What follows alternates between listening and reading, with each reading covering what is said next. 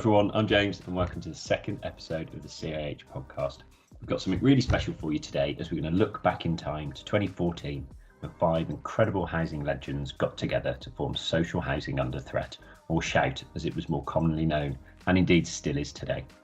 SHOUT was a campaign to defend and promote social housing at a time when the sector was truly at a crossroads. There'd been a dramatic increase in right to buy discounts, a 60% cut in affordable homes budget, and the introduction of the new affordable rent programme, all of which highlighted the coalition government's hardening attitude towards social housing.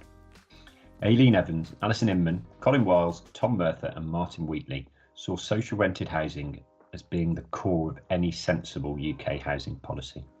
And above all, SHOUT wanted to see an end to the demonisation of social housing tenants and for the tenure to be restored as a tenure of choice on an equal footing with owner occupation and private rented.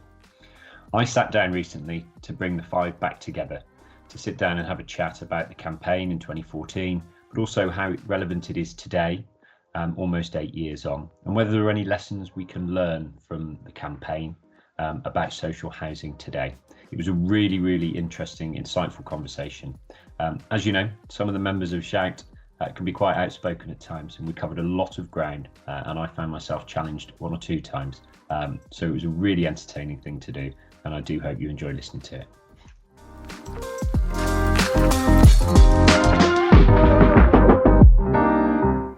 Thank you all very much for joining today. Colin, if we could come to you first then, and could you just tell us a little bit about the genesis of SHOUT and how it all came about for us? Yeah, so what happened was at the end of 2013, John Healey wrote an article for The Guardian, and I think it was titled something like, "Unless the sector stands up for itself, it will die," or something like that. And he basically sent out an appeal to people who work and live in social housing to say, you need to stand up for it, otherwise it's finished. And I think I responded to him on Twitter saying it sounds like we need a campaign and who is interested. And I mean, the people on the screen now, I think all said yes. And that's how it all began. And we had an initial meeting in the Green Man in Grantchester early in 2014. I think it was me, Alison, Aileen and Tom at that initial meeting. And we agreed to set up the campaign and to include anyone who was interested. And we got together a group of people and we started raising money and printing badges, and we wrote a manifesto which was produced. And I think our big moment came at the Homes for Britain launch that, I think it was that year or shortly after, where we had a massive range of speakers from Nigel Farage at one end to Ken Loach at the other end, and lots of people in between. And we managed to raise our profile quite a lot there. But we did have a launch. My memory is a bit hazy, but we did have a launch at the Portcullis House around about that time as well, with a really impressive range of speakers. So it really kicked off around that time.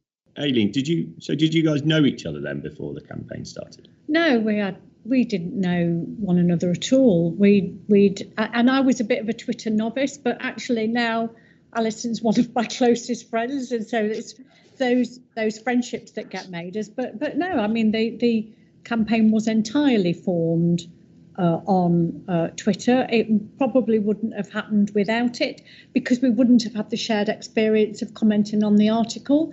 But we had no clue how to run a campaign, so maybe one of the others could talk about how we went about trying to set up a campaign when we'd no experience of doing it. I think Colin got hold of somebody from Priced Out and asked them how they run their campaign. So, thanks, Aileen. Tom, if I could turn to you then. I just think it's worth adding to Colin's point that John Healey's original article was actually aimed at the leaders in the social housing sector. And it was actually very critical for them being silent in the face of a huge reduction in government grant for social housing and the whole issue around austerity and the stigmatisation of social housing tenants. And I think that's the background. SHOUT was formed when no other body in the sector was actually campaigning for social housing. In fact, some sector leaders had stopped using the term social housing. Some called it a failed brand. Others just said it gets in the way. We're not going to talk about social housing anymore. And there was this suggestion that the sector was being complicit in the government policies of actually reducing social housing. And I actually wrote some articles at the time called The Death of Social Housing, which raised quite a bit of debate in the sector. So I think that context is quite important because it's totally different to today. It was a time when none of the housing leaders, our trade body, the Institute of Housing, etc., were saying anything about the government cuts and the government austerity and the stigmatisation of tenants. And I think that context is really important because I think we hit a nerve that no one else was hitting. We gathered around a number of supporters, the people are here today and many others, because they were voiceless. They felt, the sector's dying and there's nothing we can do about it. And I think that is what brought Shout together. And I think Twitter really helped that. That's the sort of background. I don't think you can ignore that. Thanks, Tom. So 2014, so 4 years into the life of the coalition government and about another year off the Cameron government winning a majority in 2015. And certainly from my experience of being in the sector at the time, it felt like quite a hostile environment for social housing providers. Alison, can I bring you in there at this point?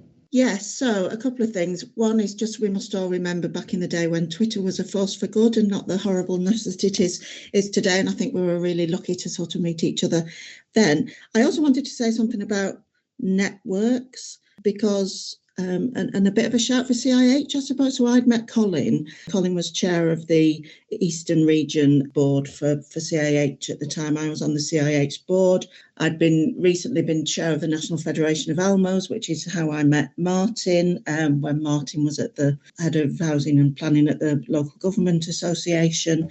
And it was all those sort of little networks. There's one thing that's never been talked about, and actually it would make a really good reunion conversation, which is where did the notion of affordable rent, in inverted commas, the 80% of market rent, come about? Because, myth has it that was a G15 initiative, presumably supported by the trade body, but I've no means of knowing that. And that piece of work was never done out in the open, but it was presented, or it felt like from someone on the outside of it, that it was presented as it's either 80% of market rent or it's nothing. And, for all of us who aren't in London, it always seemed like a solution to a London problem that didn't fit the rest of the country otherwise. And I think, the other people that we managed to get involved, Tony Stacey, I think, needs a big shout out from South Yorkshire, Lucy Furman from Place Shapers, Tim Morton, who's just an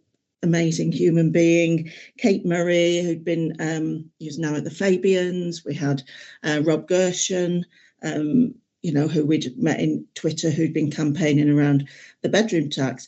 But we felt, I think, very much like it felt like we were sort of on the edge. And it seemed to all of us that this was absolutely common sense, and that actually there wasn't a space for common sense in the debate.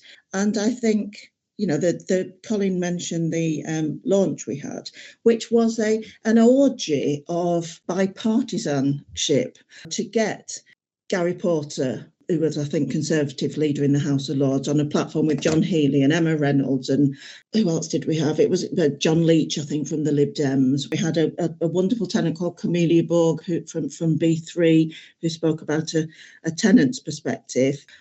Steve Hilditch, we need to give a good shout out to, who has written the Red Brick blog for many years. And that was, we had lots of people come to that, and we had people like John Boughton who writes as Municipal Dreams, people from around the sector. But I think it's fair to say with some people from sector bodies, we were, a bit of a pain in the arse. I think we were seen as being completely and utterly naive. We felt that we were pushing against an open door in a public sphere, but pushing against a very closed door within a housing sphere. But I don't think I'm wrong to say that every bugger out there has written the same report in the 6 years since then. basically saying you'll save a shed load of money if you put grant into social housing rather than screwing the housing benefit bill, particularly at a time where you're looking at capping benefit payments anyway, that, you know, the sums do not add up. And for some reason, we just landed. We had people who gave us money who said, we will give you money as long as you never publicise the fact that we are giving you money. We do not want to put our heads above the parapet. So it was slightly strange. And I think because none of us had really done much campaigning before, we were just making it up as we went along. And actually, in hindsight, that's the best sort of thing to do. But I think the masterstroke came next from when we had the launch, we put out the manifesto, and then we were talking about what next. And I think we need to give the floor to Martin to talk about that maybe. Great, thank you, Alison, and that really evocative description of the time and the the meeting that you had. So Martin, yeah, if I can bring you in now to, specifically as well, I think to talk about the report, which I guess is the kind of product really that came out of the campaign.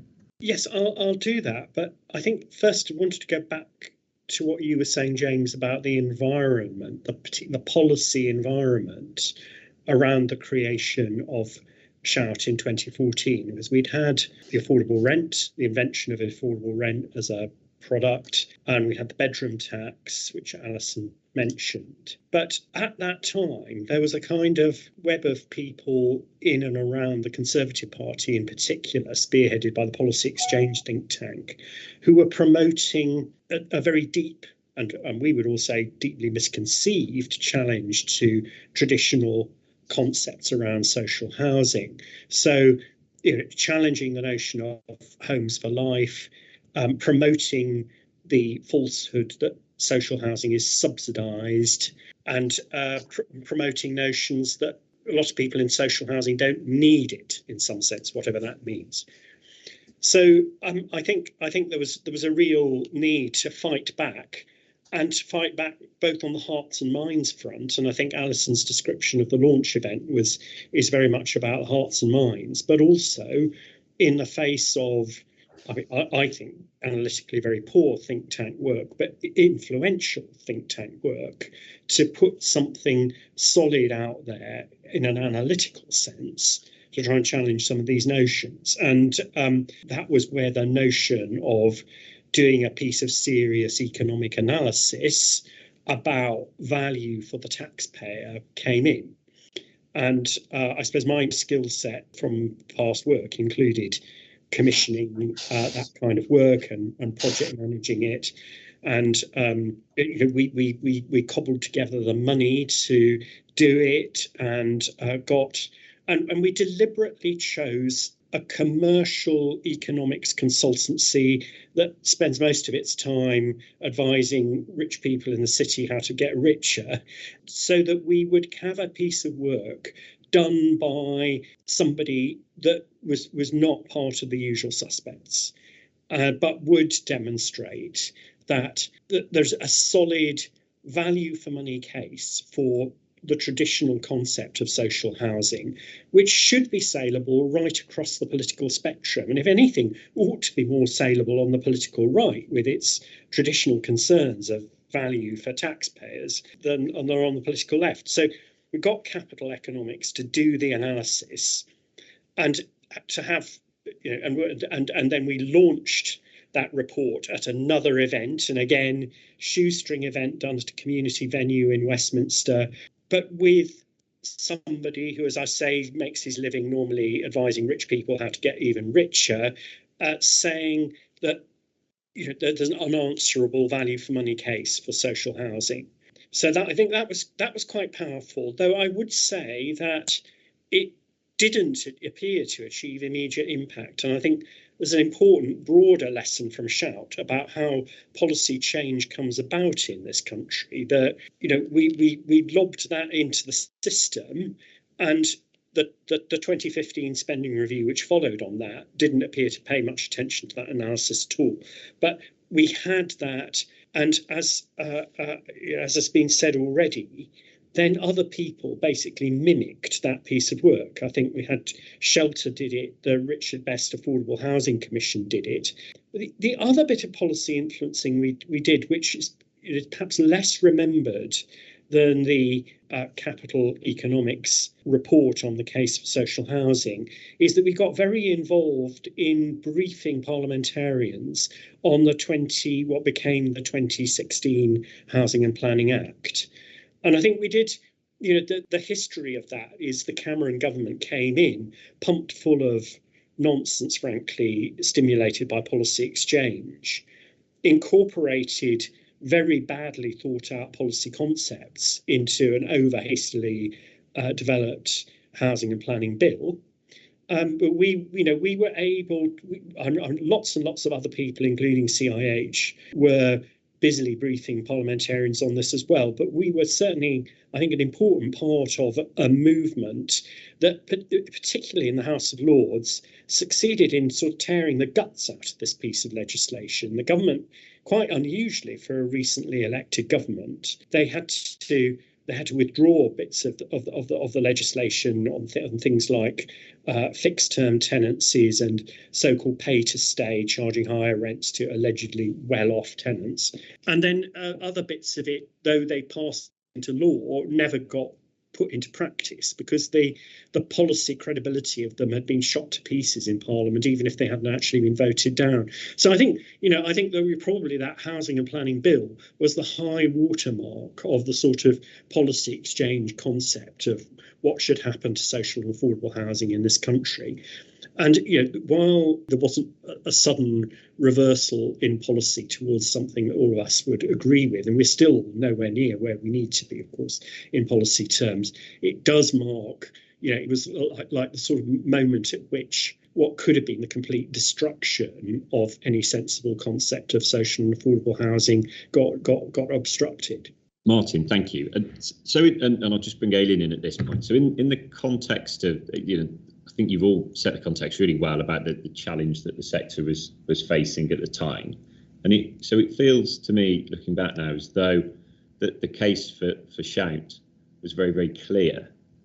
So I'm just keen to understand some of the opposition from either within or outside the sector to the work that you were doing at Shout. What were if it was such a pivotal time for the sector, what were the fears of other people about the work you were doing? I think other people could answer this question probably better than I can. But one of the things I will say is that I came back to Grand Union and talked to my then boss about the campaign and said, I really want to do this. Is it okay?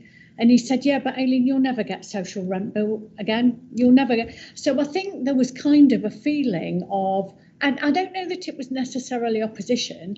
It isn't the government's agenda. Nobody's going to do it. I don't know why you're even trying. You'll just not see it built again in your career. And I said, well, we probably won't if we don't do anything about it. But I think we needed to make it all right for people to start talking about it. And I think that was what happened. We made it all right for people to say, because the policy at the time was like the emperor's new clothes, and you're thinking, I used to look at it and look at government announcements and think, is it me?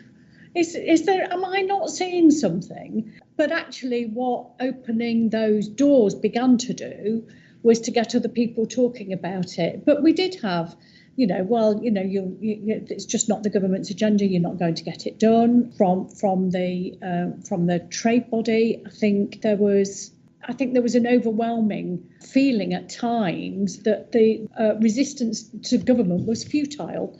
So better not do it. Don't sully your reputation. Don't damage your career. Don't, keep out of the way and don't say anything about it. But, Alison alluded to the point. It's like Alison and I were the ones that rattled the can round. Colin, you did a bit of that too. But we rattled the can round, and the number of people, as Alison said, I'll give you some money, but don't tell anybody I've given it to you. And then, happily, there were a load of people listed on that report who were really proud to put the names to the 250 or the 500 quid, or in some cases a bit more than that. But it was a bit, there was a point at which Alison, Martin and I thought we were going to have to chip in some of our own money because we commissioned the research and we hadn't got all the cash. Tom, so the sector resigned to its fate? Yeah, I just wanted to come in back on how the sector reacted at the time. I mean, you probably don't remember, but I had just retired as a chief executive of what was then one of the largest housing associations in the country. So to be seen being part of a campaign that was actually filling a void because the sector was saying nothing about social housing or investment in social housing meant that a lot of people personally attacked me. And I had phone calls and letters from a number of senior people in the sector saying that, you know, this was a crazy thing to do. You're going to upset the government. You're rocking the boat. You're making it difficult for all of us, including from, I have to say, the chief executive of our trade body. And it was a very difficult time, to be honest. I mean, because I thought I was legitimately campaigning with my colleagues here for real investment in social housing to remind people why we are here to provide the best possible homes to people in the greatest need at rents that they can genuinely afford, not these affordable rents which are unaffordable to many. I mean, the most pleasing thing that's happened in the last 6 years for me is that now the leader of every trade body would sign up to a campaign for investing in social housing. When Shout began, not one trade body would sign up to it. And most housing association leaders today would sign up to it. When Shout began, very few housing leaders would openly sign up to it. And it was this thing about we have to do what the government tells us to do because they're paying the grant. Yeah, they're paying for the funding that we need. And I just have never believed that. I mean, one of the reasons I was quite keen on the campaign is that I go right back to the NatFed campaigns in the 1980s when we actually challenged the government on the right to buy and we won. And we actually challenged the government on grant rates and we won. And I've always believed, slightly probably more radical than some of us around the table, that actually that challenge to the government is one that we as a sector should make. I mean, I guess I come from the hearts and mind wing of Shout, and you know, that's what I believe. I mean, I think the best thing we ever did was the piece of research that Martin put together with others, because I think that gave us a legitimate case for arguing for investment in social housing and showing the benefits. But I think the whole value of the sector at that time was under question. I mean, I could legitimately write about the death of social housing because lots of organisations were moving away, in my view, and the view of other people, from the values that are important. And I think some of the issues we've got today reflect the fact that some organisations have moved away from the values of social housing. You know, the ITV exposés, I think, are linked directly to some of the issues that we were talking about in 2014, 2015, 2016. Thank you, Tom. And Alison, I can tell you're dying to come in at this point, so I'll bring you in. So a couple of things. One of the positives for me from the campaign is that we got a lot of support from the National Federation of Almos. We were able to talk to people at Arch. It was a conversation across the whole of housing, and I think we had begun to see. So I came from a sort of local authority Almo background, and it sometimes felt that it was housing associations versus local authority housing, and actually this showed us that, you know, that is not the case. But we did feel that there was an existential risk to, you know, the notion of housing at a rent that pays for the property and is affordable. And I still think that that is a good thing. I think we've got a similar existential risk to the sector at the moment that comes from issues of disrepair. And again, we're seeing a similar, I think, again, bodies find it difficult to find the language to contribute to that debate for all sorts of reasons.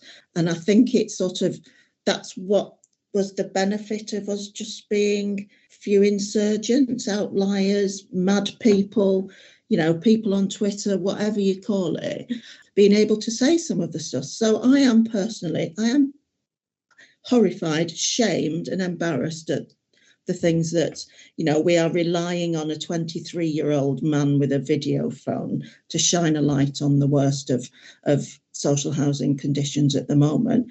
I also understand it's very difficult territory for trade bodies and professional bodies, and it's all very, very nuanced. But sometimes in debates of public policy, I think we have to start with a human response.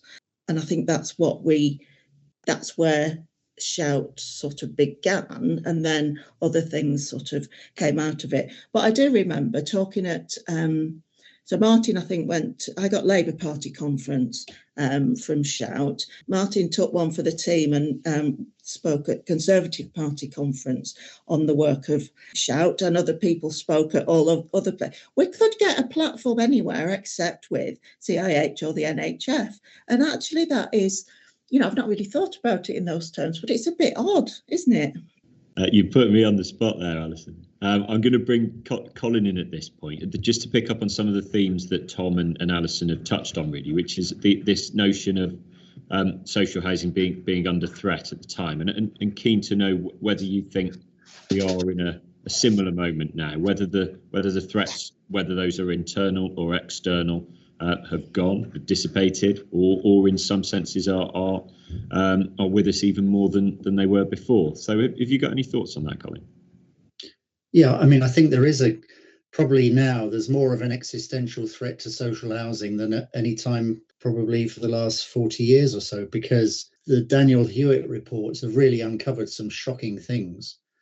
And I think, as Tom said, some of that, I think, goes back to this kind of paternalistic view that some of the sector leaders, power player housing associations, the stuff they were coming out with at that time, what was that, 8-9 years ago, about making their tenancies conditional, and tenants are basically kind of, servants of the organisation, serfs, in a kind of minority power position almost. And I think that culture does exist within the sector in many associations. You get that kind of culture of the tenants are just a nuisance. And I think that culture has pervaded, and it has grown in some of the images that Daniel Hewitt is uncovering are shocking, and it shames us all. So I think we were saying the right things at that time, that a tenancy agreement is a legal document. It has duties and obligations on both sides, but some people kind of only saw it as a one-sided relationship, where we are right and the tenant does what they're told. Martin, over to you.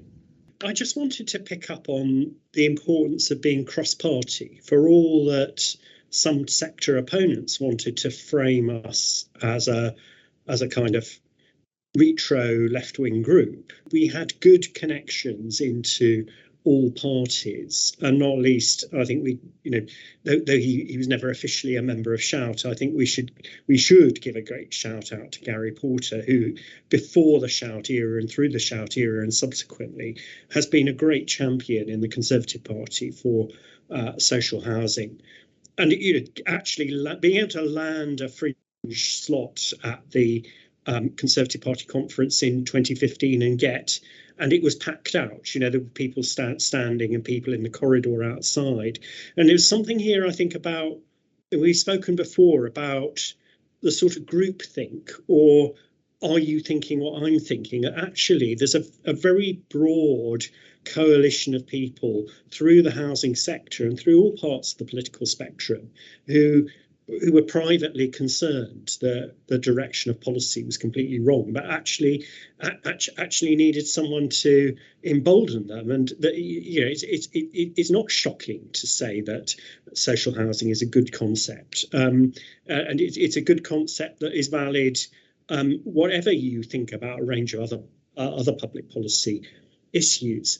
And in terms of oak trees growing from acorns, the fact that Gary and I could sit next to Gavin Barwell at a Conservative Party conference in 2015, and then in was it 2018, Theresa May stands up at a Conservative Party conference advised by her Chief of Staff Gavin Barwell to get rid of the borrowing cap on local authorities, which is one of these hindrances that have been put in place to stop the renaissance of social housing. Of course, there's still enormous distance to go, and there really ought to be much more public borrowing and grant going into social housing supply. But without getting rid of that pernicious borrowing cap, you wouldn't be able to do any of that. And it's still small numbers, but it's really heartwarming from time to time seeing